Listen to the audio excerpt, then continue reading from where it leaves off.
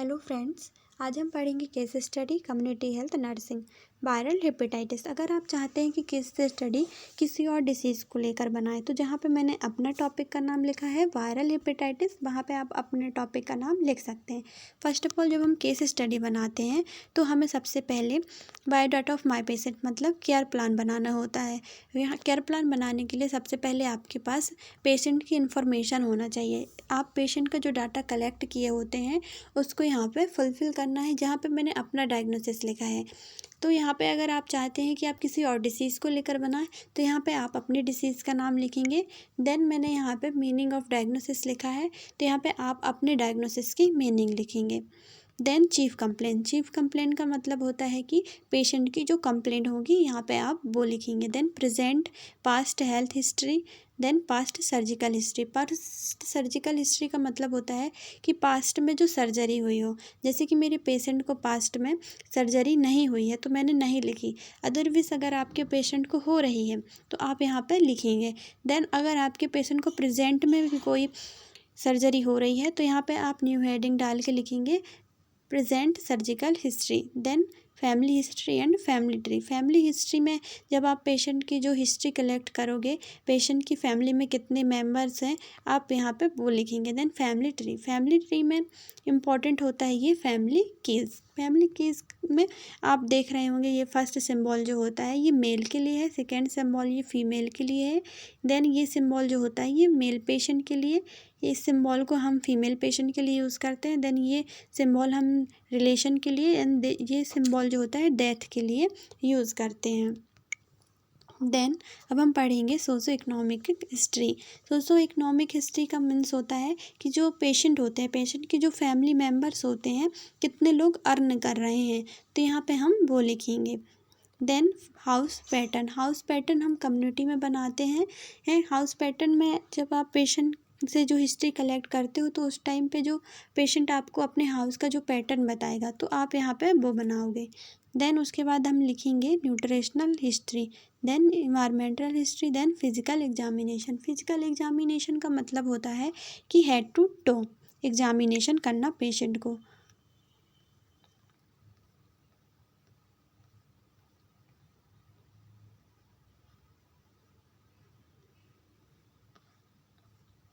Then investigation and treatment. Investigation का मतलब होता है कि जो पेशेंट को टेस्ट हुए हैं हम यहाँ पे वो लिखेंगे, जो टेस्ट हुए हैं हम यहाँ पे वो लिखेंगे। देन ये पेशेंट वैल्यू का मतलब होता है कि जो पेशेंट में जितने आरबीसी प्रेजेंट हैं वो जो भी लीवर फंक्शन टेस्ट हुआ है तो जो भी आया हुआ है रिजल्ट यहाँ पे वो लिखेंगे। देन नॉर्मल वैल्यू में हम आरबीसी की नॉर्मल रेंज को लिखेंगे। देन उसके बाद हम ट्रीटमेंट में जो पेशेंट को मेडिसिन चल रही है, जैसे कि कोई फ्लूइड चल रहा है या फिर कोई टैबलेट चल रही है या फिर कोई इंजेक्शन लग रहे हैं तो हम यहाँ पे वो लिखेंगे। देन उसके बाद हम पढ़ेंगे वायरल हेपेटाइटिस होता क्या है। वायरल हेपेटाइटिस में फर्स्ट ऑफ ऑल हम पढ़ेंगे इंट्रोडक्शन कि वायरल हेपेटाइटिस होता क्या है। अगर किसी भी वर्ड्स में टाइटिस अगर लास्ट में लगा हुआ है तो उसका मतलब होता है इन्फ्लामेशन। देन हेपेटाइटिस का मतलब क्या होता है, हेपेट का मतलब होता है लीवर एंड टाइटिस का मतलब होता है इन्फ्लामेशन। मीन्स इसका मीन्स क्या हुआ कि inflammation of the liver, in liver में किसी प्रकार का इन्फ्लामेशन होना। देन ये किन किन कारणों से कॉज कर सकता है, ये बैक्टीरिया के थ्रू हो सकता है, वायरस इन्फेक्शन के थ्रू हो सकता है, वायरस के थ्रू हो सकता है, वायरल इन्फेक्शन के थ्रू हो सकता है, ड्रग के थ्रू हो सकता है, एल्कोहल के थ्रू हो सकता है, पैरासाइट के थ्रू हो सकता है। देन रिजल्ट इनलार्जमेंट लीवर, अगर कोई बैक्टीरिया कोई वायरस है हमारी बॉडी में एंटर कर रहा है तो जो हमारा लीवर है वो अपने शेप से बड़ा हो जाएगा, इनलार्जमेंट हो जाएगा। देन जैसे ही हमारा लीवर इनलार्जमेंट होगा तो क्या क्या साइन एंड सिम्टम्स दिखेंगे, जैसे nausea, vomiting, abdominal pain, then definition. Second definition, viral hepatitis means there is a specific virus that is causing your liver to inflammation small or become large than normal. इसमें क्या होता है, जो हमारा liver होता है उसमें इन्फ्लामेशन होने लगता है। तो इन्फ्लामेशन जब होगा तो जो हमारे लीवर जो नॉर्मल होता है वो अपने नॉर्मल शेप में ना होकर लार्ज हो जाता है। देन यहाँ पे जो वर्ड है स्पेसिफिक वायरस, स्पेसिफिक वायरस हम आगे पढ़ेंगे इसमें किस टाइप्स के थ्रू। देन अब हम पढ़ेंगे टाइप्स ऑफ हेपेटाइटिस। हेपेटाइटिस के कितने टाइप्स होते हैं, तो हेपेटाइटिस के 5 टाइप्स होते हैं। फर्स्ट है hepatitis A, hepatitis B, hepatitis C, hepatitis D, hepatitis E.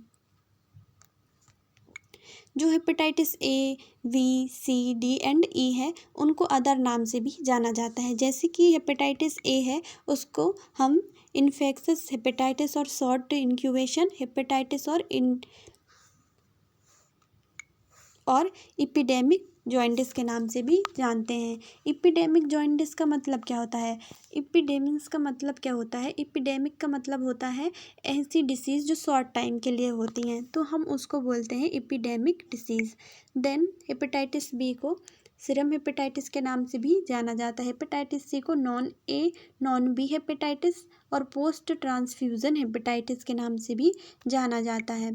Then hepatitis D को delta hepatitis and hepatitis E को एंडेमिक हेपेटाइटिस के नाम से जाना जाता है। देन इटियोलॉजी का मतलब होता है ये किसके थ्रू हमें कॉज कर रहे हैं। तो जो हेपेटाइटिस ए है, जहाँ यहाँ पे आप देख रहे हैं कि HAV लिखा है। HAV का मतलब क्या हुआ, H मतलब हेपेटाइटिस, A का मतलब एक ही हुआ, B का मतलब वायरस।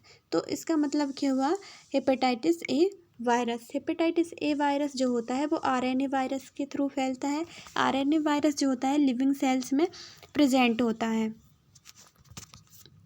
देन हेपेटाइटिस बी जो होता है, यहाँ पे आप देख रहे हैं कि HVV लिखा है, तो इसका मीन्स होगा हेपेटाइटिस बी वायरस जो कि DNA वायरस के थ्रू फैलता है। हेपेटाइटिस सी वायरस जो होता है वो भी RNA वायरस के थ्रू फैलता है। देन हेपेटाइटिस डी वायरस वो भी RNA वायरस के थ्रू फैलता है। Hepatitis E virus RNA virus के थ्रू। देन अब हम पढ़ेंगे इंक्यूबेशन का मतलब होता है कि कब इनके साइन एंड सिम्टम्स दिखना स्टार्ट हो जाते हैं। तो हेपेटाइटिस ए के sign and symptoms 15 to 45 days में दिखना स्टार्ट हो जाते हैं 2 to 6 वीक में ये दिखना स्टार्ट हो जाते हैं। देन हेपेटाइटिस बी में 40 to 180 days and 60 to 24 weeks में दिखना स्टार्ट हो जाते हैं।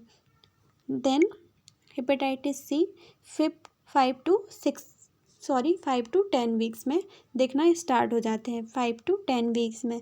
देन हेपेटाइटिस डी वायरस जो होता है वो 7 to 8 वीक्स में दिखना स्टार्ट हो जाता है। Then hepatitis E 2 to 9 weeks में दिखना स्टार्ट हो जाते हैं। देन अब हम पढ़ेंगे मोड ऑफ ट्रांसफ्यूज़न। इसमें क्या होता है कि किसके थ्रू जो हमें वायरस हो रहा है। तो जो हेपेटाइटिस ए है वो कंटामिनेटेड फूड एंड वाटर के थ्रू फैल रहा है। जो हेपेटाइटिस बी है वो सेक्सुअल कॉन्टैक्ट के थ्रू फैलता है। मोस्टली ये हेपेटाइटिस बी है वो सेक्सुअल कॉन्टैक्ट के थ्रू ही फैलता है। Then hepatitis C blood product, जैसे कि कोई डोनर है ब्लड को डोनेट कर रहा है, पेशेंट को अगर डोनर का ब्लड लग रहा है, जब पेशेंट जो डोनर है उसका अगर जो ब्लड है तो उस ब्लड के जो टेस्टिंग होते हैं जैसे कि HIV हेपेटाइटिस इस प्रकार से कुछ टेस्टिंग होते हैं, अगर नहीं हुए टेस्टिंग और वो ब्लड है पेशेंट को लग रहा है तो उस कंडीशन में अगर डोनर को भी HIV या हेपेटाइटिस है तो पेशेंट को भी हो सकता है क्योंकि उसके ब्लड इन्फेक्टेड है। देन हेपेटाइटिस डी भी सेम हेपेटाइटिस बी के थ्रू वो होता है। Then hepatitis C same hepatitis A के थ्रू। देन डायग्नोसिस, इनका डायग्नोसिस हम कैसे करेंगे, जैसे क्रॉनिक इन्फेक्शन हो रहा है हेपेटाइटिस ए में कंटामिनेटेड फूड एंड वाटर का खाने की वजह से, तो उस टाइम पे हम इसका डायग्नोसिस बनाएंगे क्रॉनिक इन्फेक्शन। देन इंक्रीज करने के लिए देन जो ये यहाँ पे लिखा है HVSAG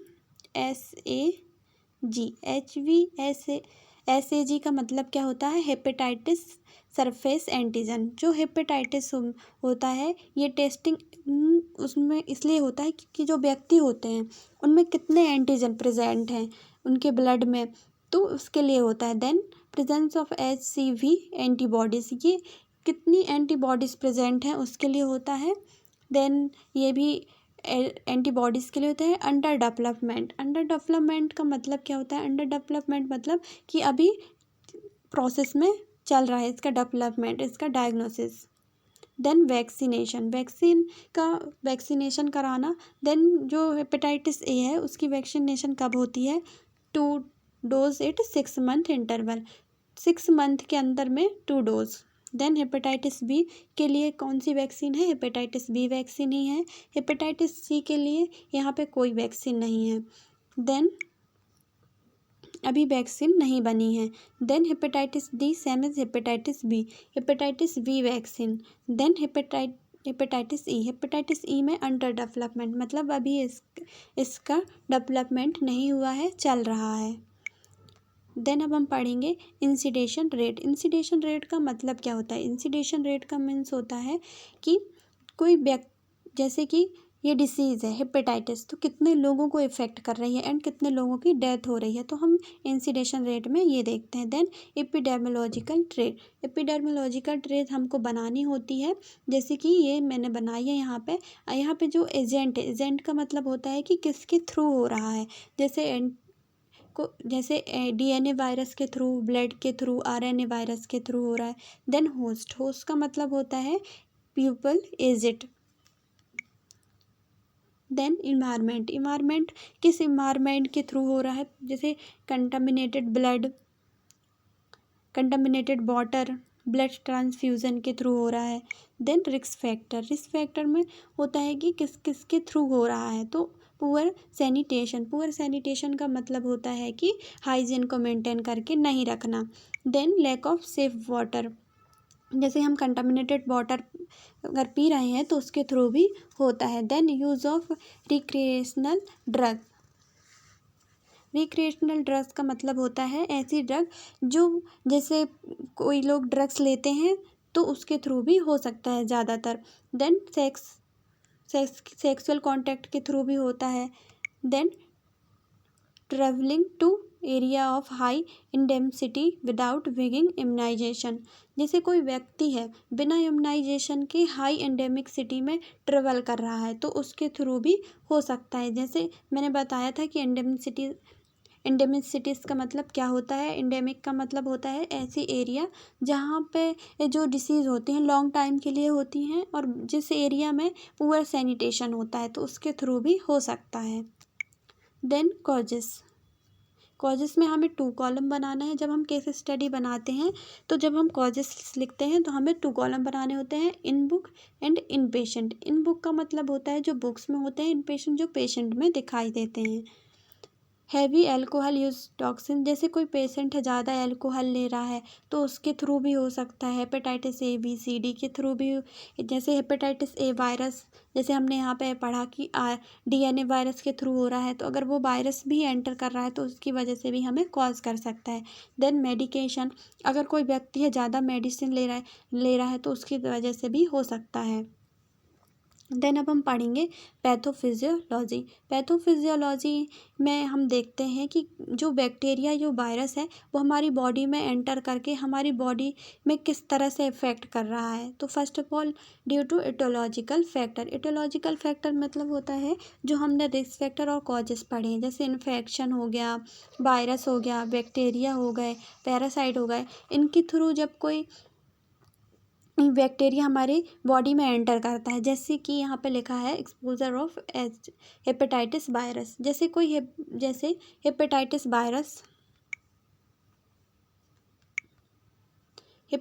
वायरस है हमारी बॉडी में एंटर कर रहा है। जैसे ही हेपेटाइटिस वायरस हमारी बॉडी में एंटर किया तो जो लीवर है उसमें इन्फ्लामेशन एंड इन्फेक्शन होने लगता है। जब लीवर में इन्फ्लामेशन एंड इन्फेक्शन होने लगेगा तो लीड टू जो लीवर में हेपेटोसाइट सेल्स जो होती हैं वो डैमेज होने लगती हैं। हेपेटोसाइट सेल्स क्या होती हैं? हेपेटोसाइट सेल्स जो होती हैं ऐसी सेल्स होती हैं जो हमारे लीवर को रीजनरेट करती हैं। तो इस जब इन्फ्लामेशन होने लगेगा एंड इन्फेक्शन होगा तो ये हेपेटोसाइट सेल डैमेज हो जाएंगी एंड लीवर है जो रिकवर नहीं हो पाएगा, लीड टू फिर देन उसके बाद necrosis of the part of the liver, alteration of liver function, necrosis cause कर जाएगा। निक्रोसिस का मीन्स क्या होता है? इसका मतलब होता है ऐसी कंडीशन जो कि अगर हमारी बॉडी में किसी प्रकार का कट या इंजरी होती है तो उस टाइम पे जो वुंड होता है तो उसको हील करने का काम करते हैं।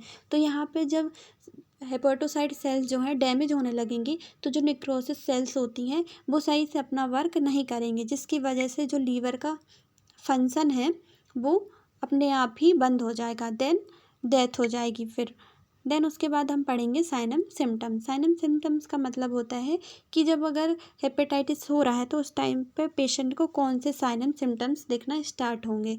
तो इसके लिए भी हमें 2 कॉलम बनाने होते हैं। पहला इन book and in patient. In book का मतलब होता है जो बुक्स में होते हैं, इन पेशेंट का मतलब होता है जो पेशेंट में दिखाई दे रहे हैं सिम्टम्स, जिसमें फर्स्ट जैसे नोज़िया, तो यहाँ पे पेशेंट को नोज़िया हो रहा है जी मिचलाना कहते हैं जिसको। देन मसल्स और joint pain, weight loss, abdominal pain and depression. Depression कैसे हो सकता है पेशेंट को? ऐसे हो सकता है कि जैसे अगर उसको डिसीज़ हुई है हेपेटाइटिस तो वो उस डिसीज़ को लेकर बहुत ज़्यादा अगर सोच रहा है कि इससे ये बीमारी भी हो सकती है, ऐसा भी हो सकता है, तो उस वजह से पेशेंट अपने डिप्रेशन में चला जाता है। देन उसके बाद हम पढ़ेंगे डायग्नोस्टिक इवाल्युएशन। डायग्नोस्टिक इवाल्युएशन का मतलब होता है टेस्ट, जो कि पेशेंट के टेस्ट हुए हैं यहाँ पे हम वो लिखेंगे। इसके लिए भी हमें 2 कॉलम बनाने होते हैं, in book and in patient. देन उस जो टेस्ट हुए हैं हम वो लिखेंगे। देन हम मैनेजमेंट में हमें 2 कॉलम बनाने पड़ते हैं, non pharmacological management and pharmacological management. Non pharmacological management में जो होता है इसमें मेडिसिन्स नहीं आती हैं। इसमें हम पेशेंट को एडवाइस करते हैं कि आपको रेगुलर एक्सरसाइज करना चाहिए, विटामिन ए के इंजेक्शन का यूज़ करना चाहिए, देन प्रॉपर रेस्ट लेना चाहिए and proper protein and क्लोरी and low fat diet को इनटेक करना चाहिए। देन फार्माकोलॉजिकल मैनेजमेंट में जो पेशेंट को मेडिसिन चल रही होती हैं हम यहाँ पे वो लिखते हैं। देन नर्सिंग मैनेजमेंट में हम जब नर्सिंग मैनेजमेंट बनाते हैं तो उस टाइम पे जो प्रायोरिटी नीड्स होती हैं, जब हम प्रायोरिटी नीड्स जो बनाते हैं तो जैसे मैंने यहाँ पे बॉडी टेम्परेचर, तो यहाँ पे मैंने फर्स्ट में जो बॉडी टेम्परेचर लिखा है यहाँ पे प्रायोरिटी नीड्स में, जब मैं नर्सिंग डायग्नोसिस बनाऊँगी तो भी यहाँ पे मैं जो फर्स्ट बनाऊँगी डायग्नोसिस तो उसमें मैं बॉडी टेम्परेचर हाइपरथर्मिया को लेकर ही फर्स्ट में बनाऊँगी। देन इसी प्रकार जो मैंने सेकेंड में रिड्यूस फैटिग्स बनाया है तो यहाँ मैंने सेकेंड में रिड्यूस फैटिग्स बनाया है। देन यहाँ पे कुछ हेडिंग्स होती हैं, जैसे कि यहाँ पे जब हम डायग्नोसिस बनाते हैं तो सबसे पहले हम असेसमेंट लिखते हैं। असेसमेंट में हम पेशेंट को असेस करेंगे, जो पेशेंट हमको बताएगा वो लिखेंगे एंड जो हम ऑब्जर्व करेंगे वो लिखेंगे। जैसे सब्जेक्टिव डाटा में जो पेशेंट हमको बता रहे हैं हम वो लिखेंगे, ऑब्जेक्टिव डाटा में जो हम ऑब्जर्व कर रहे हैं वो लिखेंगे। देन डायग्नोसिस, यहाँ पे हम डायग्नोसिस बनाएंगे, जैसे कि मैंने यहाँ पे बनाया है hyperthermia related to infection as evidence by vital sign.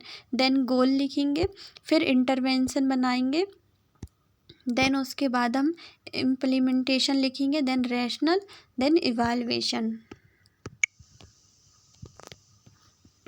इसी प्रकार से हम जैसे प्रायोरिटी नीड बनाएंगे उसी के अकॉर्डिंग हम नर्सिंग डायग्नोसिस बनाएंगे। देन कॉम्प्लिकेशन का मतलब होता है कि पेशेंट को किन किन चीज़ों मतलब कैसे कॉम्प्लिकेशन हो रहे हैं डिसीज़ को लेकर। तो जैसे डिहाइड्रेशन भी हो सकता है पेशेंट को लीवर सिरोसिस भी हो सकता है। देन इसी प्रकार से अब हम नेक्स्ट पढ़ेंगे प्रिवेंशन, कि अगर हेपेटाइटिस हो रहा है तो उसको हम कैसे ट्रीट कर सकते हैं, प्रिवेंशन कर सकते हैं। तो जो फर्स्ट में हम देख रहे हैं नेवर शेयर ड्रग इक्विपमेंट। हम पेशेंट को बोलेंगे कि जो आपके ड्रग इक्विपमेंट है उनको आप शेयर मत करिए। Then never share toothbrush and toothpaste. जैसे अगर पेशेंट को हेपेटाइटिस या जैसे किसी पेशेंट को HIV भी है तो हम उनको बोलेंगे कि आप अपना टूथपेस्ट एंड टूथब्रश को शेयर मत करिए। देन अब हम पढ़ेंगे हेल्थ एजुकेशन। हेल्थ एजुकेशन में हम पेशेंट को एजुकेशन देंगे कि पर्सनल जो हाइजीन है उसको मेंटेन करके रखना। देन जो आप मेडिसिन ले रहे हो उसको प्रॉपर टाइमिंग पे लेना। देन पेशेंट को एजुकेट करेंगे कि जो उसकी डाइट है वो प्रॉपर टाइम पे ले। Then wash hand your after going the bathroom. अगर वो बाथरूम जा रहा है तो उनके बाद फिर आने के बाद अपने हैंड को सही से वॉश करे। देन हेपेटाइटिस, ये मेन है कि जो हेपेटाइटिस वैक्सीन्स होती हैं वो वैक्सीन को वो मतलब टाइमली लें। देन कॉन्क्लूज़न एंड लास्ट में हम बिब्लियोग्राफी लिखेंगे। Thank you for watching my video and please subscribe and like and comment. Thank you.